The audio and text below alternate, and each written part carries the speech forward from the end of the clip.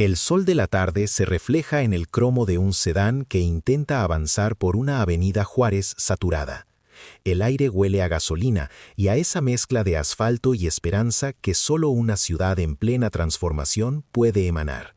Eran los años 70 y la Ciudad de México estaba mudando de piel, dejando atrás la calma de la provincia para abrazar un gigantismo que hoy nos resulta familiar, pero que en aquel entonces se sentía como el amanecer de una nueva era. Los automóviles de modelos recientes eran un espectáculo en sí mismos.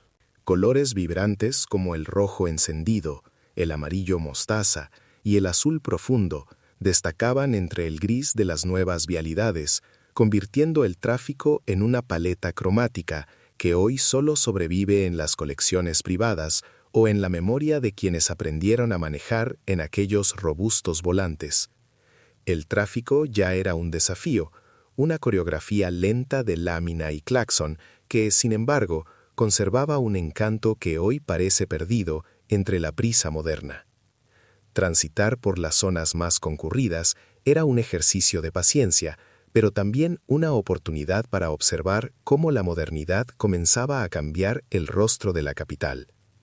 Si quieres ayudar a que el viejo México no se olvide, suscríbete.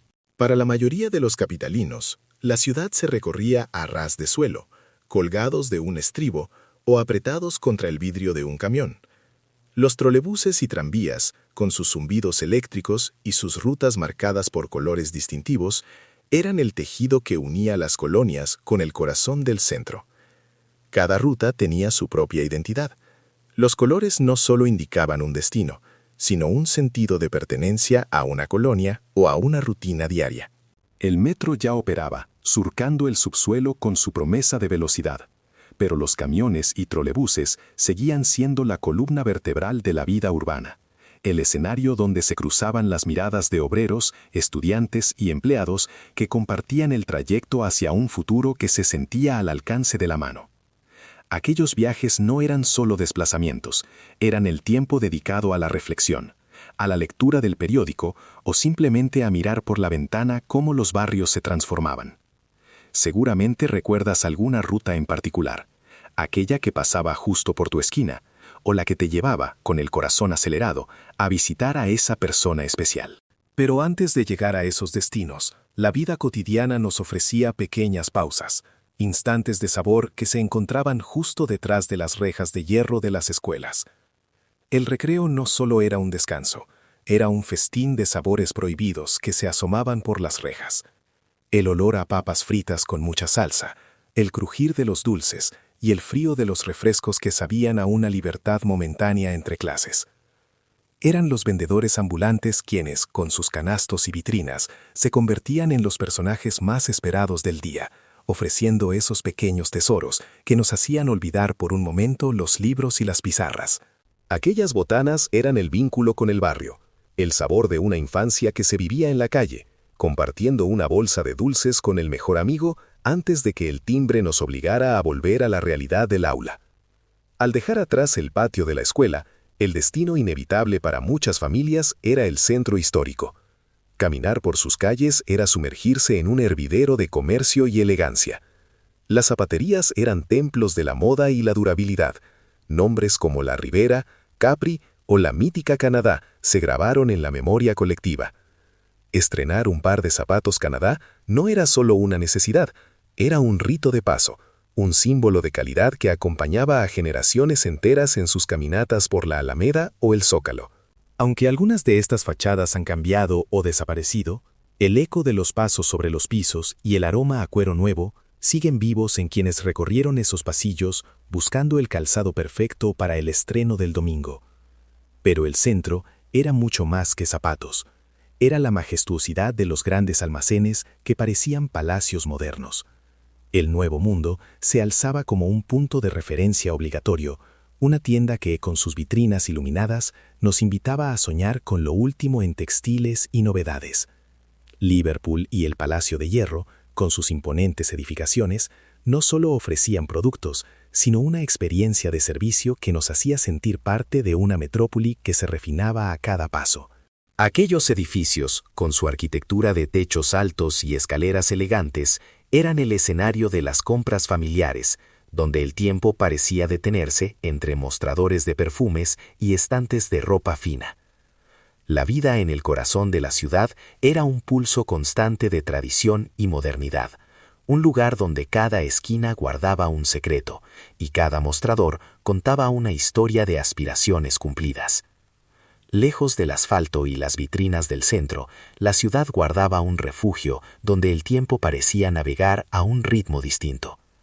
Xochimilco se convertía cada fin de semana en un mosaico de colores flotantes sobre el agua, un punto de encuentro donde las familias y los jóvenes buscaban un respiro entre trajineras y música de marimba. El rumor del agua golpeando la madera y el aroma a maíz tostado y flores frescas creaban una atmósfera mágica, casi suspendida en el ayer. Era el lugar de las celebraciones, de los paseos compartidos y de las comidas típicas que sabían a domingo. Aunque el paso de las décadas ha transformado su entorno, ese encanto atemporal de los canales sigue siendo un recordatorio de que, incluso en la metrópoli más grande, siempre hubo espacio para la contemplación y el festejo compartido. Pero la magia no solo se encontraba en los canales del sur. En la penumbra de los grandes cines y teatros, la ciudad vivía una época de oro del entretenimiento. Ir al cine era una ceremonia. Las salas eran recintos imponentes de techos altos, donde el olor a palomitas se mezclaba con la expectación de ver a los ídolos de la pantalla grande. Al mismo tiempo, los parques se llenaban de risas con la llegada de los circos, cuyas carpas gigantes prometían asombro y fantasía con acróbatas y animales exóticos que desafiaban la imaginación. Eran momentos de ocio que reforzaban los lazos familiares, instantes donde la prisa de la modernidad se detenía para dejarnos disfrutar de lo asombroso. Sin embargo, el verdadero centro de gravedad de la vida doméstica estaba en la sala de la casa, frente a ese aparato que comenzaba a dominar el tiempo libre, el televisor. Las familias se reunían puntuales para compartir las aventuras de personajes que se volvieron parte de la familia. ¿Quién no recuerda la emoción de escuchar la melodía de Heidi? La pequeña niña de los Alpes no solo conquistó las pantallas, sino que saltó a las tiendas de discos, donde los acetatos de 45 revoluciones se agotaban rápidamente para que pudiéramos revivir sus canciones una y otra vez en la calidez del hogar. La televisión de los 70 no solo informaba, creaba una cultura compartida que nos unía a todos bajo el mismo lenguaje de la fantasía y la comedia. Incluso los cortes comerciales de aquella década tenían una personalidad propia, con jingles pegajosos que se quedaban grabados en la mente durante días. Aquellas pausas publicitarias nos hablaban con ingenio y humor, como cuando Eduardo Manzano nos recordaba con sus múltiples personajes la importancia de cumplir con nuestras obligaciones fiscales para encontrarnos con Lolita y no con Dolores. O los mensajes de la Comisión Federal de Electricidad, que con un tono cercano nos invitaban a ahorrar energía por el bien de todos. Aquellos anuncios no solo vendían productos básicos o golosinas, nos enseñaban a vivir en una ciudad que crecía a pasos agigantados, recordándonos que cada pequeño gesto contaba para el bienestar de la comunidad. Esa vibrante vida comercial marcó el pulso de los días en la Ciudad de México. Era una época donde las ofertas y promociones en las tiendas eran mucho más que una simple estrategia de ventas. Eran eventos sociales que reunían a familias enteras en una experiencia de descubrimiento. Cadenas como Sears se convirtieron en pioneras, lanzando descuentos irresistibles que se anunciaban en folletos coloridos, llenos de productos que para muchos parecían auténticos tesoros. Hojear esos catálogos era proyectar un hogar mejor, desde una nueva televisión hasta los muebles que renovarían la sala para las fiestas decembrinas. Recorrer los pasillos de estas tiendas no era solo ir de compras, era un paseo dominical cargado de ilusión, donde el simple acto de adquirir algo nuevo se sentía como una pequeña victoria compartida en familia. Pero la nostalgia también se encontraba en los gestos más sencillos, como detenerse en un puesto de periódicos.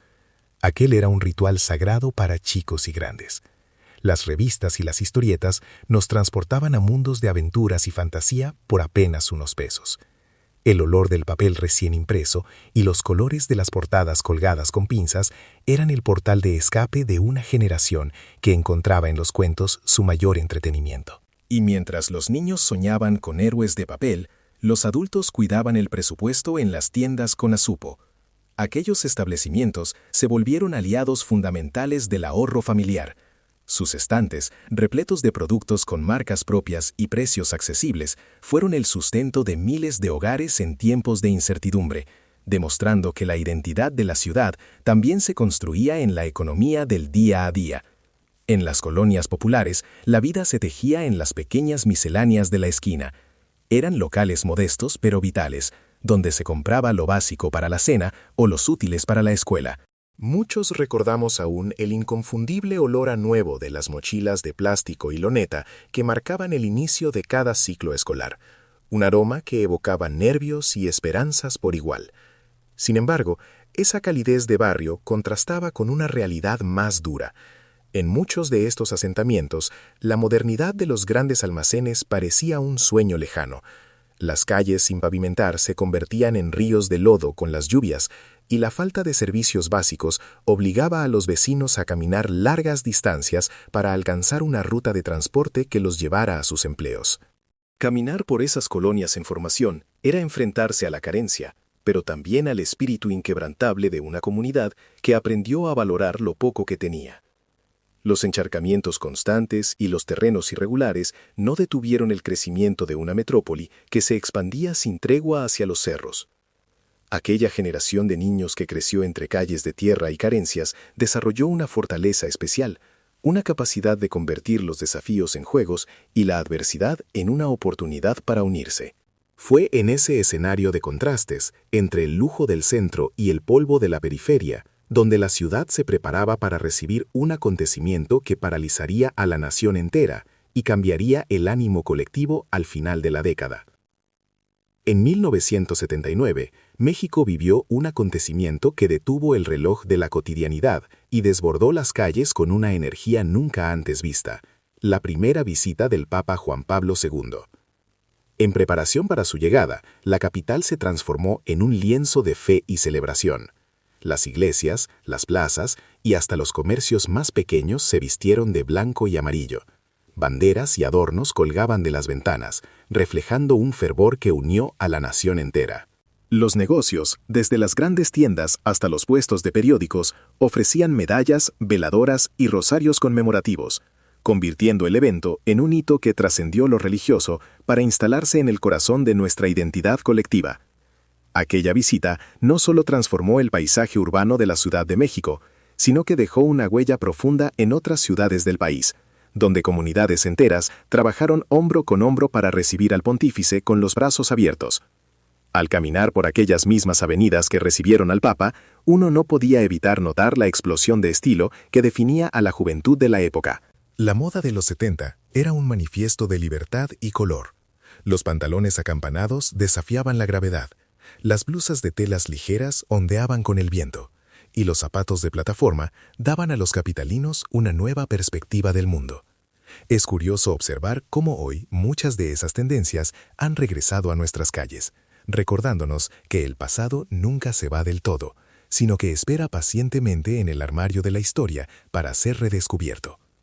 Secretos del Viejo México existe para que nuestra historia no se olvide. Suscríbete. Más allá de la moda y los grandes eventos, la ciudad ofrecía rincones de paz en sus parques, donde las familias disfrutaban de picnics y paseos en bicicleta, alejadas por un momento del rugido de los motores. Los circos seguían siendo la máxima promesa de asombro. Bajo sus carpas gigantes, el tiempo se detenía entre el vuelo de los acróbatas y la presencia de animales exóticos que hoy solo habitan en nuestros recuerdos. Al caer la noche, los restaurantes de la ciudad se llenaban de música en vivo y una atmósfera de elegancia tradicional. En aquellos lugares, hasta el detalle más pequeño cobraba importancia.